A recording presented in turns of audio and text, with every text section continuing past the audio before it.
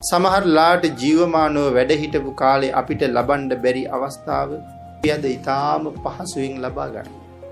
ජීවමානව වැඩ හිටපු කාලේ ළඟටම ගිහිල්ලා වන්දනා කරගන්න අවස්ථාව නොලැබුණා නම් ඒ නොලැබුණ අවස්ථාව චෛත්‍ය රාජානන් වහන්සේ ළඟට ඇවිල්ලා අගිතුන් වහන්සේගේ සිරිපාද පද්මයේ පිරිමැද මැද සිරිපතුල් මත නලල තියලා වඳිනවා වගේ සෑරජානන් වහන්සේගේ පාදමේ නලල තියලා වන්දනා කරන්න අපි ලබලා තියෙන පින්නතුනි සුළුපටු භාග්‍යයක් නෙමෙයිනේ. පින්නතුනි හිතලා බලන්න. ඇමරිකාවේ ඉන්න කෙනෙකුට මහසෑය වඳින්න හිතුණා. ඕස්ට්‍රේලියාවේ ඉන්න කෙනෙකුට මහසෑය වඳින්න හිතුණා. ඉතාලියේ, ජර්මනියේ, එංගලන්තයේ ඉන්න කෙනෙකුට මහසෑය වඳින්න හිතුණා.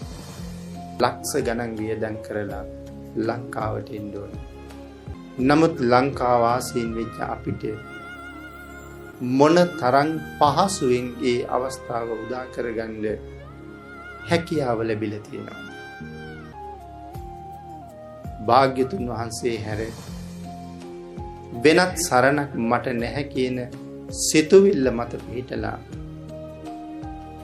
මේ මහසෑ මළුවේ දන ගහලා වැඳලා සතර පායට පිටුපාල සුගතියට යන්න ඔබට මට ලැබිලා තියෙන අවස්ථාව කොයිතරම්ද?